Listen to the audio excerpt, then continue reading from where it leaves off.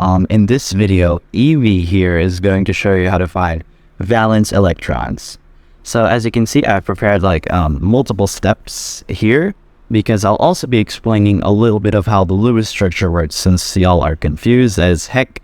Evie. So most periodic tables have these numbers right at the top of the elements. You can see right there, numbers, right? So in the middle row right here, this middle row can be completely disregarded. Evie doesn't want it, we don't need it.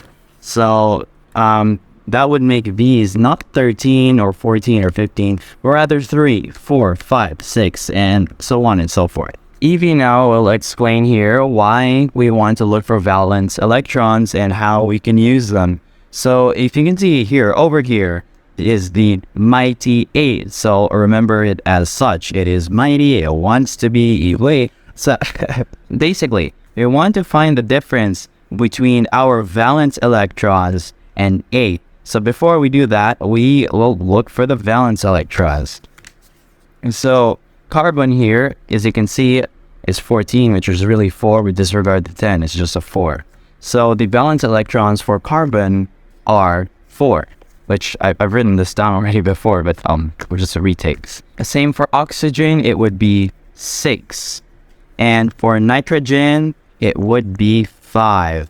And for fluorine, it would be 7.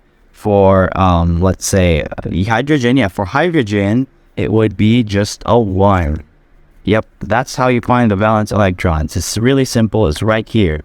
Like, you just see carbon, the carbon is right here, that's the number on top. Heck, you can even do it for like a phosphorus. Phosphorus was a valence electrons right on top. You gotta find. That's what it is. Phosphorus. It's completely random. As long as you see right on top what is on top of it, that is your valence electron. We want to find the difference between these valence electrons and our 8.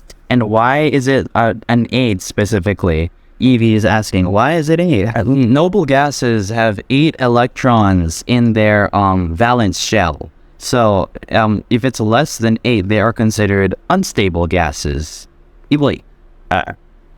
So our first example here is carbon, which I've wrote it down already. Now the difference between 4 and 8 is, well, very obviously, 1, 2, 3, 4, 8. 4, sorry, 1, 2, 3, 4, 4. So that would give us 4 bonds to carbon, 1, 2, 3, 4. Just like that, it's nice, perfect, and closed in. It would be different though for something like oxygen or nitrogen. So if you look here at oxygen, it's got 6 valence electrons. And now the difference between 6 and 8 is just 2, since 6, 7, 8, 2.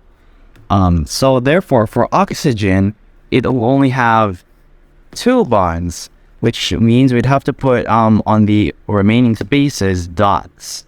Now these aren't dots, and they look like umlauts, but they are not umlauts. This is not German, this is science. The proper name for them are lone pairs. They're open, they're not closed in. The same thing with nitrogen. So the difference between 5 and 8 is 3. So if we have a nitrogen, right, and then we write down your 3 bonds, it would give us, well, what's open? Just 1, right? So it's just, so it's just 1 lone pair, just like that. Yeah. I hope that thing explains things a little, and if you need more videos explaining other science things, just ping me in the school-related channel. And if you're not from the same class, you just stumble across the video, but similarly, if this has helped you, Tawfiq, or best wishes to you. I hope you pass your exam or quiz or whatever you're doing. Wait.